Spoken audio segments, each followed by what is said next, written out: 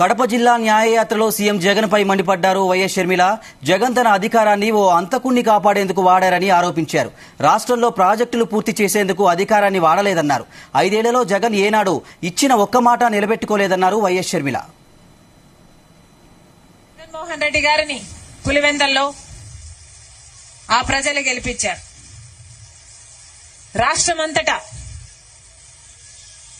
151 ఎమ్మెల్యేలను, వైసీపీ ఎమ్మెల్యేలను ప్రజలు గెలిపించారు. దాంతో జగన్మోహన్ రెడ్డి గారు ముఖ్యమంత్రి అయ్యారు. మీరందరూ ఓట్లేశారు కడప పార్లమెంట్ అభ్యర్థి అవినాష్ రెడ్డి గారికి. అవినాష్ రెడ్డి గారు గెలిచారు, ఎంపీ అయ్యారు. జగన్మోహన్ రెడ్డి గారు ముఖ్యమంత్రిగా ఉండి 5 సంవత్సరాలు అవుతుంది. ఈ 5 సంవత్సరాలలో ముఖ్యమంత్రిగా జగన్మోహన్ రెడ్డి గారు తన అధికారాన్ని దేనికి వాడాడయ్యా అంటే ఒక హంతకుణ్ణి కాపాడడానికి వాడాడు.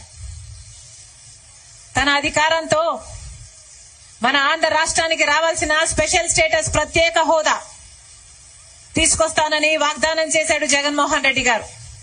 ప్రత్యేక హోదా వస్తే నియోజకవర్గానికి 100 పరిశ్రమలు వస్తాయి, అభివృద్ధి జరుగుతుంది, బిడ్డలకు ఉద్యోగాలు వస్తాయి.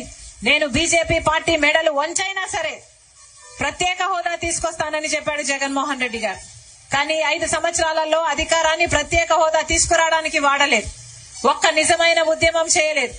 తన అధికారాన్ని పోలవరం ప్రాజెక్టు గాని, ఇక్కడున్న మిగతా ప్రాజెక్టులు గాని, ఏ ఇరిగేషన్ ప్రాజెక్టు గాని, రాజశేఖర రెడ్డి గారి జలయజ్ఞంలో తలపెట్టిన ప్రాజెక్టులన్నీ వదిలేసి వెళ్లిపోతే 6 నెలల్లో పూర్తి చేస్తానన్న జగన్మోహన్ రెడ్డి గారు అధికారాన్ని అవి పూర్తి చేయడానికి వాడలేదు. ప్రజలందరూ నమ్మి ఓట్లేస్తే రాజధాని కడతానన్న జగన్మోహన్ రెడ్డి గారు రాజధాని కట్టకపోగా 3 రాజధానులను